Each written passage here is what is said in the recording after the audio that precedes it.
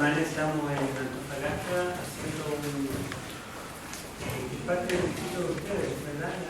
No sé cómo se llama la iglesia. O'Higgins. Estamos en la iglesia de O'Higgins haciendo una semana de profecías, o más bien 10 días de profecías. Y el hermano Luis está grabando los temas, los está subiendo a YouTube. Y como la mayoría de ustedes yo creo que no pueden ir para allá todas las noches, pueden verlo allí en mi nombre, y van busquen Antofagasta, que yo tengo lugares registrados, y ahí van a poder ver los temas que estamos dando. También, como dice el hermano, yo he escrito 3 libros acerca de Daniel y de Apocalipsis, y traje de Santiago, porque no se vende en nuestra casa editora, sino que lo vendo personalmente. Traje una cantidad, y ahí el hermano tiene uno de los 3 más chicos. Este habla de la peste del Apocalipsis, el 666 y el conflicto final. Y también vamos a estar un poquito con el hermano Luis para que si alguno de ustedes quiera adquirir este libro, pueda también adquirirlo. La hermana decía en la mañana que hoy en día la gente no lee. En los tiempos bíblicos, muy poca gente sabía leer. Y hace unos 100 años el analfabetismo en Chile era grande. Era poca la gente que sabía leer, porque el enemigo no quería que nosotros conociéramos la palabra, así que estaba como inalcanzable. Hoy en día todos sabemos leer, pero el enemigo se ha encargado de distraernos y ponernos otras cosas en medio para que no leamos. Entonces ahora el problema no es que no sabemos leer, el problema es que el enemigo nos ha puesto otras intenciones para que no leamos. Pero mientras más leemos, más aprendemos. Y los que predicamos y damos seminarios y semanas especiales, no podemos en un pocos sermones entregar todo. No se puede, ¿verdad? El tiempo no da. Pero a pesar de que los sermones entregamos un poquito, en los libros entregamos todo. Entonces, al dejar un libro podemos dejar mucho más para que profundicen. Bueno, vamos a leer. Como ya estamos viendo la Biblia Apocalipsis en O'Higgins, que ustedes van a poder ver también los sermones por internet, vamos a hablar de un tema diferente ahora. Vamos a hablar algo del santuario, pero ustedes van a notar que no vamos a alcanzar a llegar al santuario. Lo que vamos a hacer es ver al sumo sacerdote del santuario celestial, a Cristo. Y vamos a meditar en los 4 primeros versículos de la Epístola de los Hebreos. La Epístola de los Hebreos es uno de los libros favoritos de los adventistas, porque aquí nos habla del santuario celestial y de Cristo como el sumo sacerdote. Y por eso lo estudiamos bastante. Pero me conformo con que meditemos en los 4 primeros versículos. Y vamos a leerlos. Antes de leer, quizá debo advertir que el título, la Epístola a los Hebreos, no es parte del original. El original de este libro es un rollo que no tiene título y que no tiene capítulos, no tiene versículos, no tiene subtítulos, no tiene signos de puntuación, ni una coma ni un punto, y no tiene separación de palabras. El original fue escrito de corrido, las palabras pegadas. Así que todos los títulos, subtítulos, capítulos, versículos fueron puestos desde la Edad Media en adelante para que nosotros podamos entender muy fácil. Pero originalmente nosotros tenemos un documento sin ninguna división y sin título. Y ya podemos decirle que el título que alguien le puso en algún momento está equivocado. Porque el título que tiene por lo menos en mi Biblia es la Epístola de los Hebreos. Una epístola es una carta, pero este libro no es una epístola, es un sermón. Debería llamarse el sermón a los hebreos. En otras palabras, yo aquí voy a copiar un sermón, porque voy a predicar un sermón que ya está escrito, que alguien lo predicó antes. Bueno, y le voy a hablar un poquito de cómo es una epístola, una carta en los tiempos bíblicos. Hoy en día una carta que casi están extinguidas también porque con esto de los celulares, ¿verdad? Ya no necesitamos mandar una carta a un pariente que tengamos en Santiago o en Bolivia. Basta con que le escribamos un mensajito por WhatsApp o por Messenger o por Facebook y inmediatamente nos comunicamos con la persona. Pero hace algunas décadas era muy común mandar cartas. Las escribíamos, las echábamos en un sobre y las poníamos en un correo, en un buzón. Bueno, las cartas eran muy comunes en los tiempos bíblicos. Se escribían en un papel, generalmente de pergamino o de papiro de planta, el pergamino de piel de animal, y lo que tenía de característico la carta es que comenzaba con el nombre del que emitía la carta. Hoy en día es al revés. Escribimos el nombre de la persona que dirigimos la carta y al final terminamos colocando nuestro nombre. O sea, si yo le escribo a Luis Jara, querido Luis, un gusto saludarte, espero que estés bien por el norte y le cuento todo lo que quiero decir y al final se despide atentamente, esto no ocurre. Así escribimos las cartas. En los tiempos bíblicos no era así. En los tiempos bíblicos primero iba el nombre del que mandaba la carta y después iba el nombre de la persona a quien iba dirigida. Pero además de dar el nombre, había un segundo dato que quería aclarar. En el Imperio Romano había más o menos 100 millones de habitantes y 60 millones eran esclavos. Así que la mayoría de la gente era esclava. Y no estamos hablando de gente pobre, había gente muy culta, había médicos que eran esclavos, había profesores universitarios que eran esclavos. Entonces la gente, los señores, tenían un esclavo médico para que tuviera la familia, un esclavo profesor para que le enseñara a los niños, y en fin, habían esclavos que eran personas muy cultas, pero por guerra y por otras situaciones pasaban a ser esclavos. Así que lo común era escribir el nombre y a quién pertenecía. Por ejemplo, si yo era esclavo del hermano Miguel, Héctor Urrutia, esclavo de Miguel González, a Luis Jara. Y después le decía, te saludo, aquí estamos bien, te mando una carta de tal lugar, y escribía todo lo demás. Y al final terminaba la carta con saludos. Saludo a los hermanos de Mejillones, saludo a los hermanos de la iglesia de O'Higgins, saludo a los de allá, a los de acá. Al final había saludos. ¿Se acuerdan de las cartas de Pablo? Son todas así. Pablo, siervo de Jesucristo, o esclavo de Jesucristo, a Timoteo. O Pablo, esclavo de Jesucristo, a la iglesia de Roma. Y le escribía todo, y al final, saludos de la hermana Cleófila, saludos a tal hermano, saludos a esta otra persona. Esa es la forma como se escribía. Y cuando nosotros leemos la epístola, entre comillas, a los hebreos, nos damos cuenta que no tiene ninguna característica de esto. Comienza con un saludo. De hecho, a diferencia de una carta o epístola, es anónima, porque una carta debe llevar el nombre del que la escribe. Aquí en ninguna parte dice quién escribió este libro. La tradición cristiana nos dice que fue San Pablo.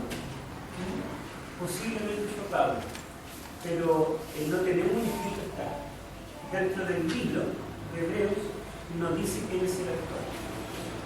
Y vamos a leer los primeros 4 versículos. Nos vamos a dar cuenta que es distinto a una carta, a una epístola, y también vamos a ver de qué nos quiere hablar este sermón.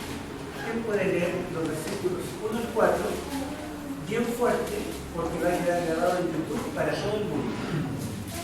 A ver qué quiere tener que vivir. Hermano, mi Biblia no me veo para el siguiente, pero voy a tratar. ya.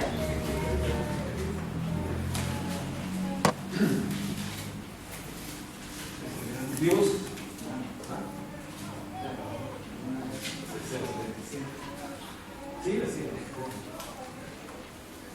Dios que muchas veces y de distintas maneras habló en otros tiempos a nuestros padres por medio de los profetas, en estos días finales nos ha hablado por medio de Cristo, a quien construyó el heredero de todo y mediante el cual hizo el universo. Él es el resplandor de la gloria de Dios, es la imagen misma de lo que Dios es, Él es quien sustenta todas las cosas con la palabra de su poder. Después de llevar a cabo la purificación de nuestros pecados por medio de sí mismo, se sentó a la derecha de la majestad en las alturas y ha llegado a ser superior a los ángeles, pues ha recibido un nombre más sublime que el de ellos. Gracias, hermano. Me había dicho que tiene problemas de vista y la había dejado en mi Biblia. Hay que matar. Bueno, entonces se dan cuenta que este libro no comienza con el nombre Pablo, ni Pedro, ni Juan, comienza con el nombre Dios. Dios habló. Dios, habiendo hablado en el pasado, nos habla ahora. Así comienza.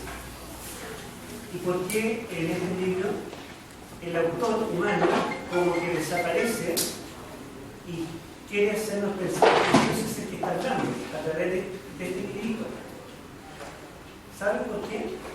Porque en un sermón no importa quién está delante, no importa si es dama, si es varón, si tiene título, si no tiene, si es teólogo, si no es teólogo. Lo importante es que en el sermón el que está delante es simplemente un instrumento de Dios en ese momento, porque el que habla cada sábado en la mañana es Dios. ¿O no? Nosotros aquí venimos a la iglesia, venimos a escuchar la voz de Dios, venimos a escuchar la palabra de Dios. Entonces la idea del sermón es que queremos escuchar la voluntad de Dios, queremos que Dios nos hable. A eso venimos. Venimos a encontrarnos con el hermano Jorge o con el hermano Miguel o con el hermano Héctor. No, venimos a encontrarnos con Dios. Queremos escuchar de Él, queremos conocerlo a Él. Si yo les contara la media hora que hubiera el sermón, les contara puros testimonios personales toda mi vida, ustedes me conocerían súper bien, pero no vienen a conocerme a mí, vienen a conocer al Señor. Entonces, este libro, a diferencia de una carta, no dice Pablo, ni Juan, ni Pedro, dice Dios. Dios habla, habló en el pasado y Dios nos habla ahora también. Así comienza, porque en un sermón nosotros queremos que Dios hable. Bueno, y dice aquí, Dios, habiendo hablado muchas veces y de muchas maneras, en otro tiempo, a los padres a través de los profetas. Dios ha hablado muchas veces y de muchas maneras, antiguamente en el Antiguo Testamento. Cuando dice muchas veces, la palabra griega es polímeros, que no sé si alguno ha escuchado esa palabra en biología, una palabra conocida, que literalmente significa en muchas partes. Y podríamos traducirlo a hablado parcialmente, o de partes, de porciones, de pedazos. La idea es de que si sumamos todos los profetas que han escrito la Biblia, tendríamos pedazos de revelación, pedazos de la voluntad de Dios. En otras palabras, toda la Biblia junta no es mayor que Jesucristo, porque Jesucristo es la mejor revelación que tenemos. Los profetas hablaron siendo inspirados por el Espíritu Santo, pero su vida no era 100% el reflejo de la voluntad divina, porque los profetas también cometieron errores, y también pecaron, y tuvieron que buscar el perdón de Dios, porque eran humanos. Y a pesar de que los profetas recibieron palabras de Dios y podían hablar de forma inspirada y podían pararse y decir esto es palabra de Jehová, no hablaban palabras de Jehová las 24 horas del día. Solamente podían decir palabras de Jehová cuando Dios les daba una revelación. El resto de lo que ellos conversaban era conversación humana, lo que ellos pensaban. ¿Se acuerdan cuando David no pudo dormir? Porque dijo, me construí un tremendo palacio, tengo un trono de oro, tengo una casa hermosa, y al frente está la casa de Dios, y yo solamente soy el príncipe, porque el rey de Israel es Dios. pero Dios vive en una tienda, en una carpa. ¿Cómo yo voy a vivir acá en el palacio y yo vivo en una tienda si Él en realidad es el rey de Israel? Y dijo, quiero hacer un templo, quiero construir un templo a Dios más grande que mi palacio. Pero yo no quiero hacer nada si Dios primero, si no consulta a Dios. ¿Y cómo podría consultar a Dios? A través del profeta. Así que le mando un mensajito por celular al profeta Natán y le dice, Natán, ¿puedes venir por favor? Y viene el profeta Natán y le dice, mira Natán, este es el asunto. Yo quiero construirle un templo a Dios. ¿Qué piensas tú como profeta de Dios? ¿Estará de acuerdo en la voluntad de Dios? ¿Qué dijo Natán?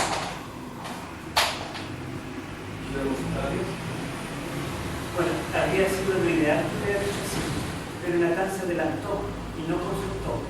Y le dijo, amén, me parece una excelente idea, te apoyo. Es voluntad, haz todo lo que está en tu mente, porque Dios te está guiando los pensamientos. Tú no quieres abarcar todo para ti, acumular la riqueza que quieres cumplir a Dios, me parece excelente. Ánimo, sigue adelante. Y David se puso contento, llamó al arquitecto y le dijo, ya, hagamos los planes. Comenzó a juntar dinero en el banco y todo lo que se necesita, juntar materiales para la construcción. Y cuando Natán llega a la casa contento y se va a acostar, Dios le habla. Natán, ¿quién te dijo que yo quería que David me construyera un templo? Anda y dile que no. Y Natán se puso colorado, comenzó a transpirar, pero Señor, ¿y por qué no? No, David ha derramado mucha sangre. Yo quiero un templo, pero me la construye el hijo de él, Salomón. Así que anda y dile que no. Y Natán le dijo que Señor, ya son las 12 de la noche. No, anda. Y Natán tuvo que ir un poco avergonzado, un poco tímido, y le dijo, ¿sabe, rey? Me equivoqué. Yo no quiero que construya esto. Quiere que sea tú. Y David le dice, bueno, pero tú eres profeta. Los profetas no se equivocan. Y él dice, sí, nos equivocamos. Y muchas veces decimos cosas erróneas. Lo que es intachable es 100% palabra de Dios, es lo que Dios nos revela. Han escuchado algunos que critican que Dios después se equivocó porque dijo tal cosa y no pasó y qué sé yo. Bueno, todas las veces que le preguntaba la opinión, construimos su iglesia, no la construimos, hacemos una campaña en pleno de cena, ella decía, bueno, yo le doy mi opinión, pero Dios no me reveló nada. Y si se equivocó, ¿se podía equivocar el profeta? ¿Sabes? Se podía equivocar. Porque el profeta habla palabra de Dios solamente cuando Dios le entrega una revelación. No es inspirado a las 24 horas del día. En cambio Jesús, todo lo que salía de sus labios era palabra de Dios. Todo lo que él hacía era voluntad de Dios. Al punto de que le dijo a los apóstoles que me ha visto a mí, ha visto al Padre. Yo y el Padre uno somos. Entonces, ¿qué dice Pablo, o el autor, porque es anónimo?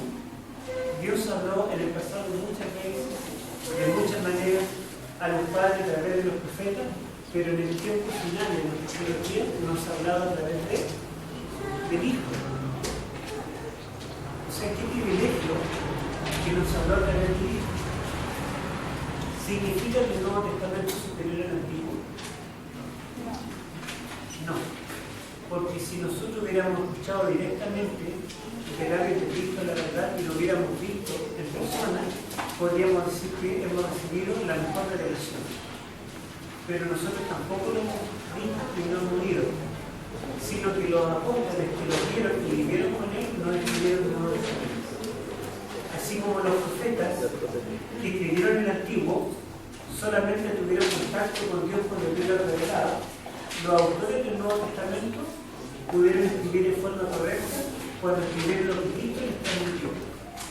Pero ¿se equivocó Pedro, por ejemplo, alguna vez? Sí. ¿Se equivocó Pablo alguna vez? Sí.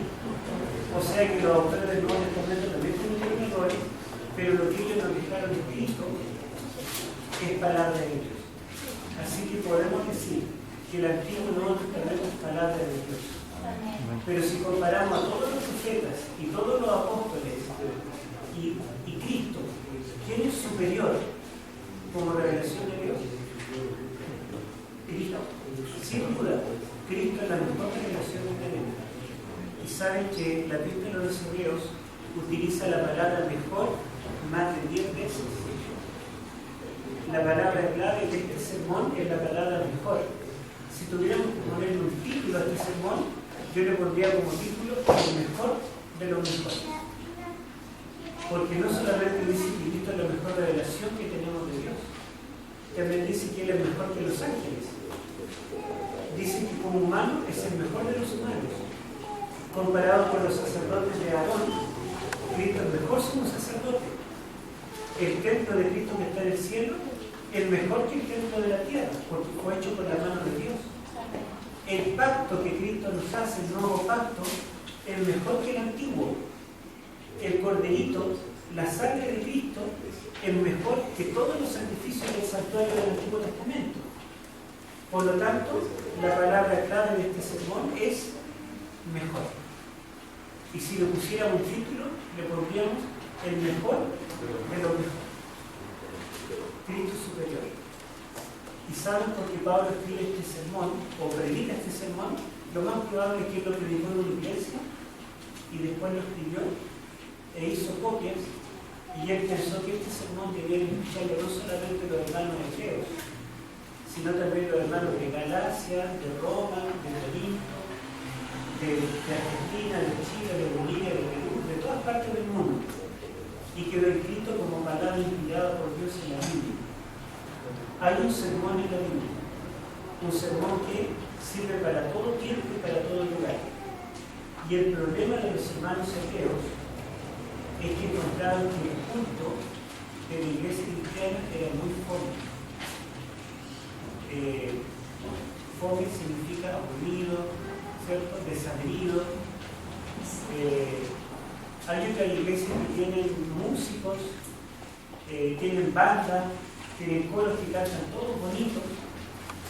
Hay iglesias grandes, con cientos de miembros.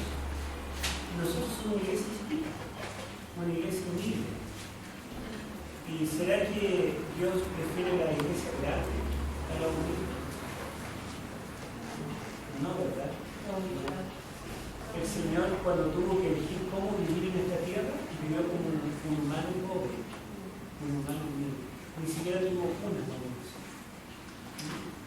Así que muchos cristianos de origen hebreo comparaban el culto de la iglesia cristiana con el culto judío. ¿Y saben ustedes que el templo judío donde se reunían cada sábado era una maravilla arquitectónica? Las murallas eran de mármol blanco que con el sol brillaba, y el techo y la cornisa eran de oro. Imagínense con el sol cómo brillaba el oro en el techo. ¿Me gustaría tener un techo de oro? A lo mejor de cobre es más fácil para nosotros. Pero en los tiempos del apóstol, el templo de Jerusalén, su techo era de oro. Y los mejores materiales, las maderas más preciosas, todos los más hermosos.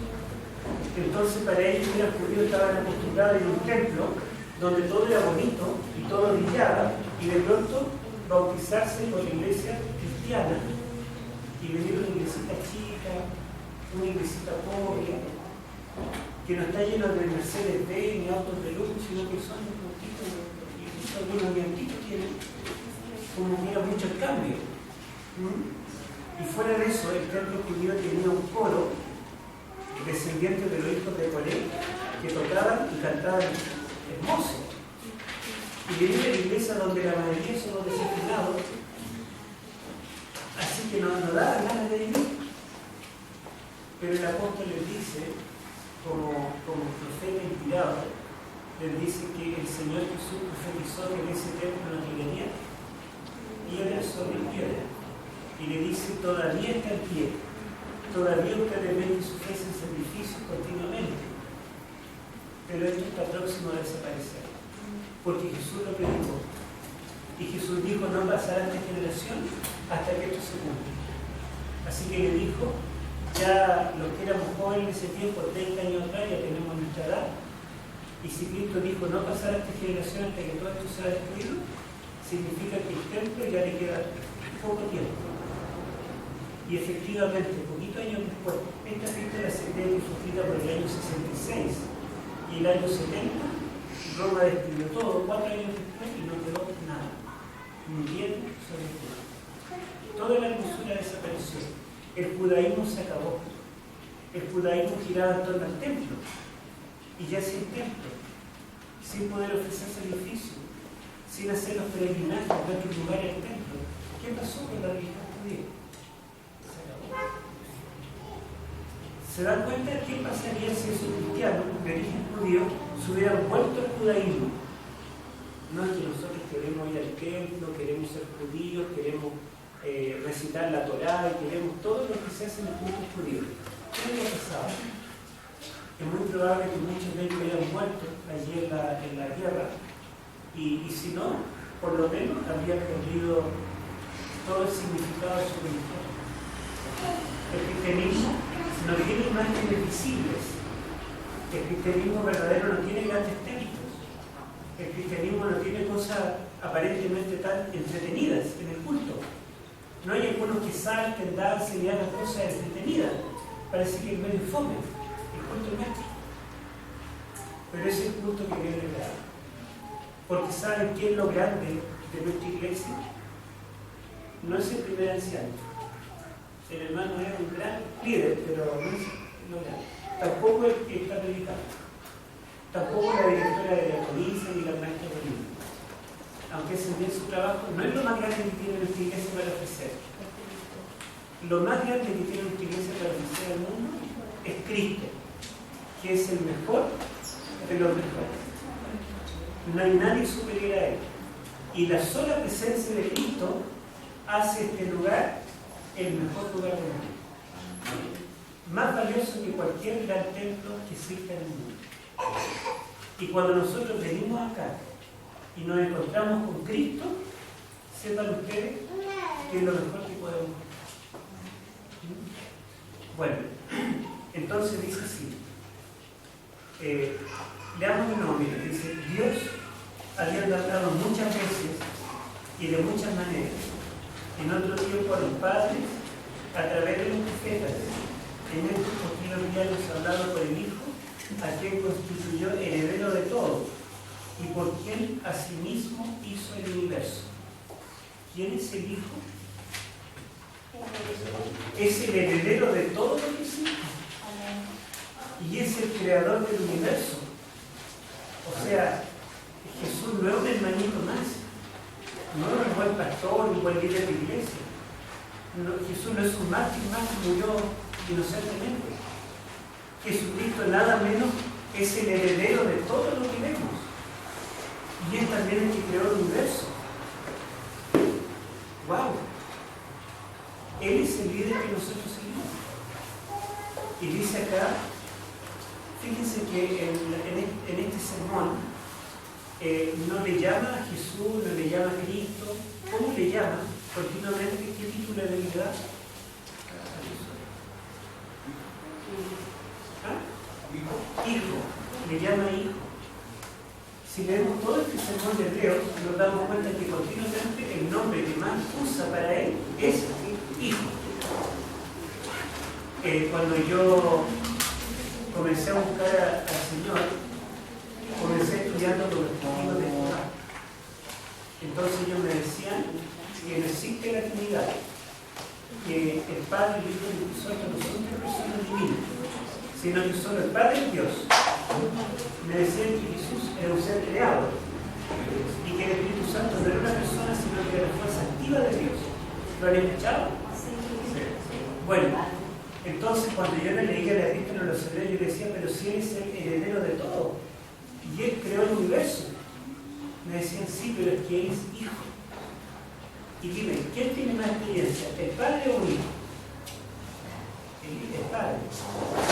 ¿Quién engendró a quién? ¿El padre el hijo o el hijo el padre? El padre el hijo. Entonces me decían, el padre es anterior a Jesús. Jesús es el heredero de todos. Pero ¿quién creó al Hijo? ¿De dónde salió el Hijo? Obviamente el Padre lo creó. ¿Te das cuenta? Y me leía el versículo 5, no el 4. Dice, el Hijo fue hecho tanto superior a los ángeles. Fue hecho. Y me leían también el versículo 5. Porque cuál de los ángeles dijo Dios jamás, mi Hijo eres tú, yo te he engendrado hoy. El Padre le engendró al Hijo. Dios dice, mi Hijo eres tú, yo te he engendrado hoy. Así que ellos me decían, solamente el Padre es Dios, el Hijo es creado por el Padre y el Espíritu Santo no existe, es simplemente la fuerza activa de Dios. Y en esos tiempos que yo no conocía nada de la Biblia, era difícil. Hasta que me puse a estudiar, me gané una Biblia en una campaña de Apocalipsis de la Iglesia Adventista y me la estudié entera de Génesis de Apocalipsis, me demoré 2 años, estudié versículo por versículo, compré un diccionario Sopena porque en mi casa no había libro, y cuando el diccionario buscaba las palabras que no entendía. Y después de esto, como hobby, yo quería ganar testigos de Jehová. Y los convocaba y los hacía llorar, los pobres testigos, hasta que ganamos testigos y se hicieron agustín. Pero cuando yo era nuevo, para mí me confundía. ¿Sí? Y si yo me fuera ahora y lo dejara así, ¿podrían ustedes responder? Es difícil, ¿verdad? Entonces nosotros tenemos que preguntar qué significaba la palabra hijo para los hebreos en el siglo I. Porque hoy, en nuestro lugar donde vivimos, la palabra hijo significa alguien que es engendrado por el Padre.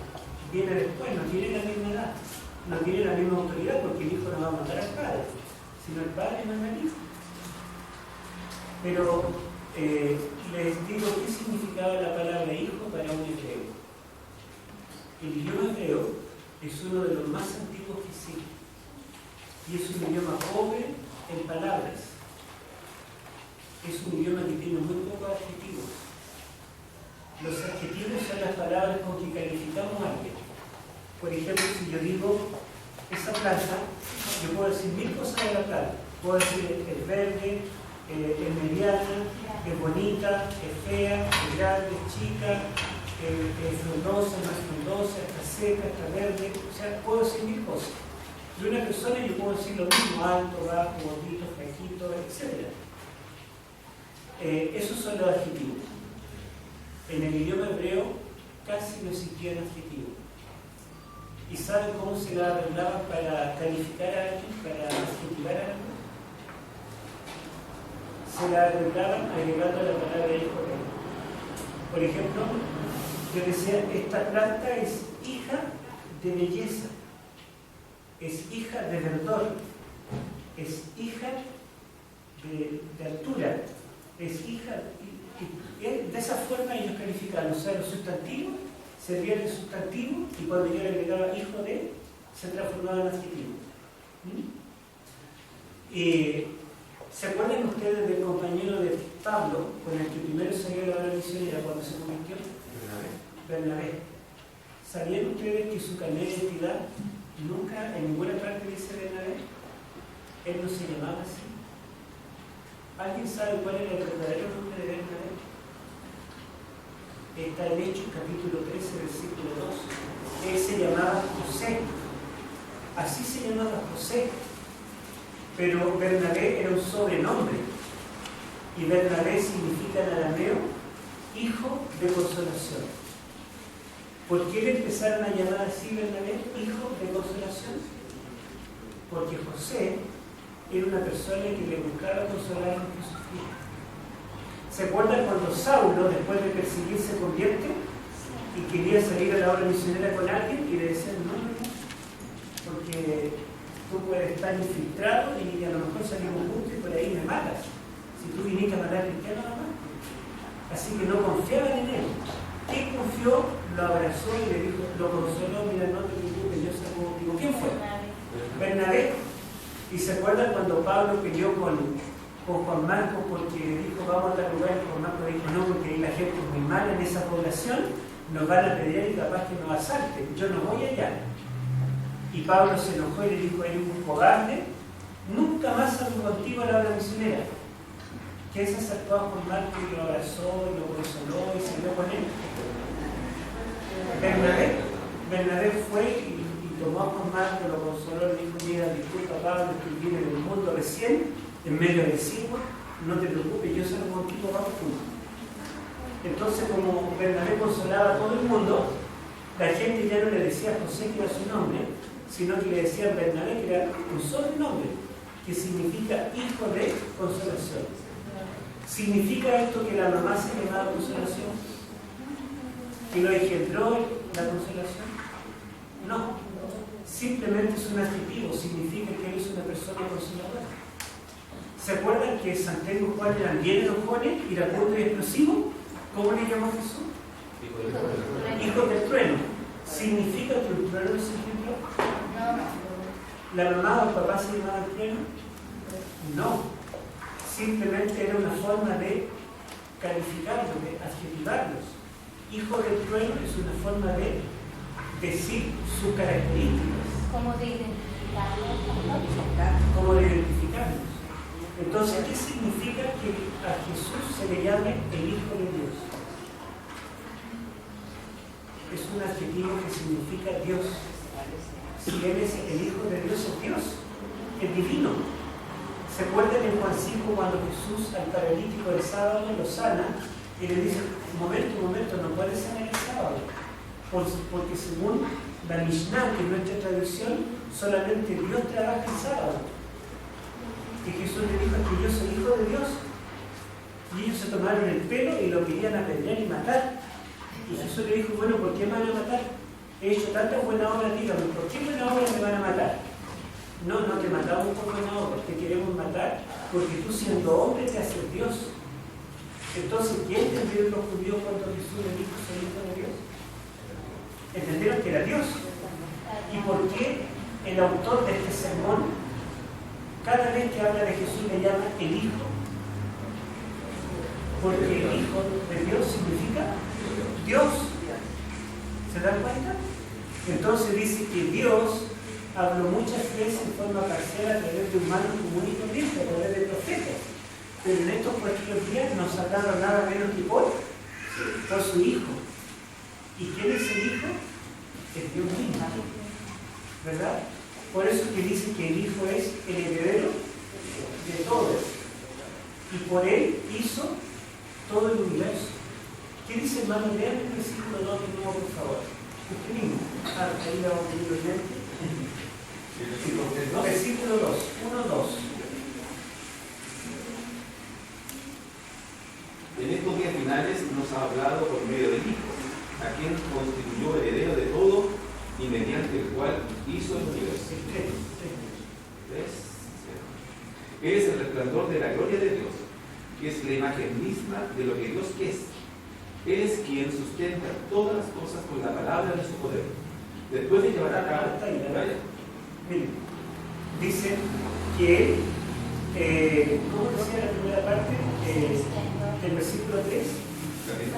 Él es el resplandor de la gloria de Dios.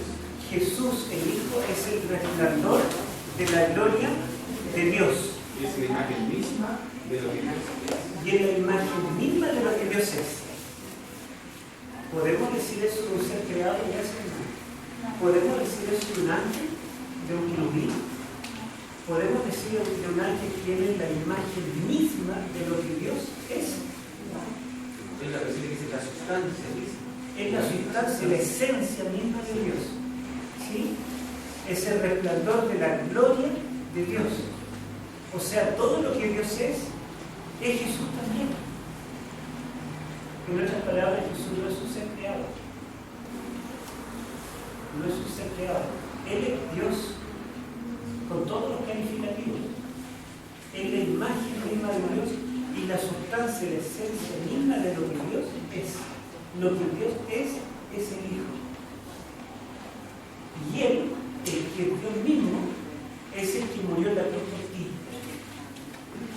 Lo que quiere enseñar Hebreos es que un ser creado no podía morir en lugar de las criaturas y salvarnos del pecado, porque los seres creados todos somos imperfectos Este era un tema entre Dios y el diablo. Si alguien debía pagar la salvación humana, debía ser nadie menos que Cristo. Entonces, que murió en la cruz por nosotros, no es un ángel a quien Dios amaba, un ángel regalón, sino que era su propio hijo. Saben que cuando nosotros somos solteros y no tenemos hijos, nos preguntamos, ¿y por qué? ¿Por qué Dios mandó al hijo? ¿Por qué no vino él? Pero cuando somos casados y tenemos hijos, si alguien tiene que morir, preferimos morir nosotros. Porque un hijo lo amamos más que nuestras vidas. Cuando somos padres, aprendemos a amar así. Entonces, cuando Dios dio su hijo, Elena después dice que estaba dando todo el cielo en un don. Dios no podía dar algo más grande que a su hijo. Estaba dando lo que más amaba. ¿Y por qué en el santuario el cordero debía ser un cordero joven, con todo el vigor y sin mancha? El más bonito, el más perfecto. ¿Por qué? Porque era divino. Porque ese corderito representaba lo más grande que podía Dios ser. Representaba al Hijo amado, sin mancha. Así que aquí nos dice claramente, y sin ningún símbolo, sin ningún rodeo, nos dice abiertamente en este sermón que Jesús es Dios mismo. ¿Sí? Y versículo, bueno, el 3, la última parte, decía, primero de los 3, el cual, siendo el resplandor de su gloria y la imagen misma de su sustancia, y quien sustenta todas las cosas con la palabra de su poder, habiendo efectuado la purificación de nuestros pecados por medio de sí mismo, se sentó a la diestra de la majestad de la salud. O sea, él siendo Dios, tomó mi lugar en la cruz y pagó mis pecados con su propia sangre. Pero esto ameritó de que él como humano, como representante humano, se sentara en las alturas a la diestra misma de Dios. O sea, hay un humano en el cielo que nos representa. ¿Le gustaría tener un pariente en el palacio de gobierno? Decir, bueno, no importa que me cobren un parte, yo tengo un pariente ahí en el gobierno. ¿Le gustaría? Sí. Sería lindo, ¿verdad? Pero no es más grande tener un pariente en el cielo mismo, en el control del universo, porque el santuario celestial es de donde Dios gobierna el universo entero. ¿Y no les parece interesante que tenemos un pariente, un representante nuestro, allí en el mismo centro del gobierno del universo, en el santuario celestial, y que intercede por nosotros? Amén. Bueno, y dice el versículo 4 que él fue hecho tanto superior a los ángeles, cuanto heredó más excelente nombre que ellos. Jesús, siendo Dios, siendo el Creador, siendo la imagen misma de Dios, se hizo humano y como humano venció el pecado y como nunca pecó, merecía morir. La paga del pecado es muerte. Pero si no pecó, no debía morir. O sea, hay un humano que venció el pecado y que por lo tanto no debía morir, pero murió. Entonces no murió porque él tuviera pecados, murió por los pecados nuestros. Y dice Pablo en los Corintios, al que no conoció pecados, por nosotros lo hizo pecado, para que nosotros, que no conocemos el bien, seamos hechos justicia de Dios en él. En otras palabras, como que nos cambió ropa. Nos dijo, pásame tu ropa de condenado, me la pongo yo, y yo muero en tu lugar, y yo te pongo mi ropa de rey para que tú reines en el cielo, con toda la dignidad que yo merezco. Así que cuando Cristo recibió el castigo en la cruz, estaba recibiendo lo que yo y tú merecíamos. Y cuando nosotros lleguemos al cielo, nos pongan la corona y nos invita a sentarnos en el trono, no nos va a dar lo que nosotros estamos mereciendo, nos va a dar lo que Cristo ganó para mí, lo que Él merece. Es por eso que Apocalipsis 5 dice, y cuando los redimidos reciben la corona de oro, la sacan de la cabeza y se ponen en los pies del Cordero y la ponen delante de Él. Porque en realidad el Cordero es digno. A través de la sangre del Cordero nosotros reinaremos. Así que como humano, fue hecho superior todavía a los ángeles. Fíjense lo que dice el capítulo 2, versículo 9, y estamos terminando. 2:9. Dice, pero vemos a aquel que fue hecho un poco menor que los ángeles, a Jesús, coronado de gloria y de honra a causa del padecimiento de la muerte, para que por la gracia de Dios juntase la muerte por todos. El capítulo 1 dice que Jesús es Dios y creador, superior a los ángeles. El capítulo 2 dice que Cristo es humano, sufrió, padeció, tuvo hambre y fue hecho un poco menor que los ángeles. El capítulo 1 muestra la divinidad de Cristo. Dice que es 100% humano, no un poquito inferior, es igual al Padre. El capítulo 2 dice que fue hecho humano igual que nosotros, no tuvo ventajas. Era 100% humano también se cansaba, también se quedaba dormido, también tenía que comer si no tenía hambre, también podía morir y murió, también tenía sangre que corría por sus venas, era como nosotros. O sea, Jesús fue plenamente divino, plenamente humano, y el único sumo sacerdote. El sumo sacerdote era un hombre investido con la gloria de Dios para interceder entre el pecador y Dios santo, ¿o no? El sumo sacerdote podía entrar a la casa de Dios, incluso detrás del velo, ver la gloria de Dios, y al mismo tiempo él tenía que estar con los peores pecadores, con los leprosos, con toda la gente que estaba mal, porque el sumo sacerdote en la tierra estaba puesto como mediador entre el hombre pecador y necesitado y entre el Dios santo y glorioso, y no representaba perfectamente a Dios porque él también pecaba y él también moría. Pero Cristo es el mejor sumo sacerdote. ¿Por qué? Porque él puede interceder entre estas dos partes, porque él es Dios y comprende a Dios, y es humano y comprende al ser humano. Cuando yo era católico, que hice la primera comunión, rezaba el Ave María. No sé cuánto se sabe el Ave María. Bueno, en el Ave María dice, ruega por nosotros los pecadores, ahora y en el día de nuestra muerte. O sea, yo no rezaba a la Virgen María para que ella intercediera por mí como pecador, pero la Virgen María puede ser nuestro sumo sacerdote e interceder por nosotros en el cielo. No. ¿Y por qué? Si ella es la madre del Señor. Porque ella siguió siendo humana con sus esposa. Fue una buena madre, una buena esposa, y Dios la escogió entre todas las mujeres. El ángel dijo, bendita tú entre todas las mujeres. Ella tuvo el privilegio de tener en su vientre a Jesús, pero ella es humana, 100%. ¿O creemos que es una diosa? No, ¿verdad? Nadie, ningún cristiano cree que la Virgen María es una diosa. Y como es humana puede comprendernos nosotros, pero no es diosa, por lo tanto no comprende a Dios. ¿Sí? Cuando hay un conflicto entre dos partes, ¿podemos coger un mediador que sea amigo solo del grupo? ¿O tiene que ser un mediador neutral, que sea amigo de los dos? Tiene que ser neutral, ¿verdad? Supongamos que hay un partido de la final del Mundial de Rusia y se juega entre Chile y Bolivia. ¿Qué les parece que el árbitro sea boliviano? O sea, chileno. No, tiene que ser de otro país, ¿verdad?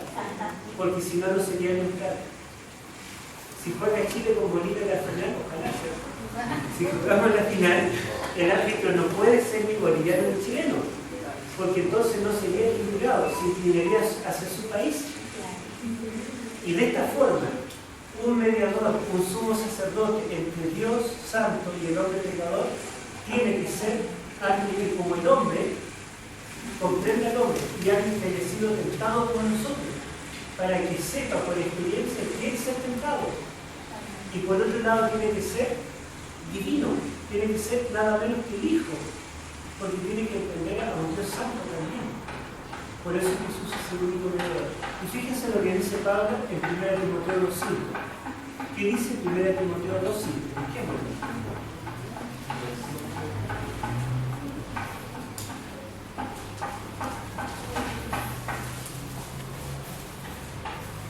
¿Quién lo puede leer? Dice, porque Dios es uno, y hay un solo mediador entre Dios y los hombres, Jesucristo hombre. Amén. Fíjense que dice hay un Dios y un solo mediador entre Dios y los hombres, Jesucristo, hombre. Para el apóstol Pablo, ¿había 2 o 3 mediadores? ¿Era la Virgen María mediadora? ¿O San Pedro era un mediador? ¿O una niñita, un jovencito era un mediador? No. Para Pablo hay un solo mediador entre Dios y los hombres. ¿Quién es? Jesucristo, hombre. Es el único. Y vamos a terminar con Hebreos 6, 19 y 20. Con esto terminamos. Dice así: la cual, y se refiere a la esperanza de que hay un hombre que intercede por mí en el cielo. Esta esperanza, dice, la cual tenemos como segura y firme ancla del alma, y que penetra hasta dentro del velo, donde Jesús entró por nosotros como precursor, hecho sumo sacerdote para siempre, según el orden de Melquisedec. ¿Qué significa que Jesús tomó carne humana, cambió nuestro lugar y presenta su sangre en el cielo como nuestro sumo sacerdote? Dice que esta esperanza es nuestra segura y firme ancla del alma. En los tiempos bíblicos los barcos tenían anclas. Bueno, parece que todavía tienen. Y cuando se estaban en la costa, no podían estar así flotando en el agua, porque si venía una tormenta, el barco se podía dar vuelta o se lo podía llevar el mar. Así que cuando ellos se quedaban en la costa, lanzaban anclas. Y aunque el barco estuviera a 100 metros de altura, distante con la profundidad, el ancla llegaba abajo y se agarraba de las rocas mismas del suelo, y el barco quedaba firme. Podían venir las tormentas, podían venir las olas, podía haber viento, maremoto, pero el barco se mantenía firme. ¿Por qué? Porque aunque ellos estaban lejos de pisar el mar, había un ancla que llegaba hasta la profundidad. Dice que ahora ustedes tienen problemas, yo tengo problemas, tenemos luchas, nos enfermamos, tenemos un problema económico, no siempre tenemos un buen trabajo, a veces no tenemos trabajo, a veces como el hermano tenemos que ir a otra ciudad para tener trabajo, y a veces tenemos otros problemas mayores, problemas familiares, el diablo nos ataca por todas partes. Nuestra vida parece un barquito que de repente se va a hundir. Pero ¿saben cuál es la única seguridad que tenemos? Que hay un humano que entró al cielo para defendernos. Él penetró hasta dentro del velo, así como el ancla penetraba hasta dentro del mar, y nos da estabilidad. Y seguramente en el futuro, si Cristo no viene antes, ustedes van a enfrentar muchos más problemas. Pero cada vez que tengan un problema, acuérdense de esto: hay alguien en el cielo que intercede por ti. Y es humano como tú, te comprende. Él sabe lo que es el pecado, él sabe lo que es llorar, sabe lo que es pasar algo, sabe lo que es estar enfermo, sabe lo que es morir, porque es humano tal cual como tú. Pero lo más consolador es que él también es Dios, es la misma imagen de Dios, es el creador de todas las cosas y tiene todo el poder del universo para solucionar nuestros problemas. Ese es nuestro sumo sacerdote, Jesucristo. Entonces en este sermón el importante no es el que predica, ni los líderes de la iglesia, el importante es Jesús, el mejor de los mejores.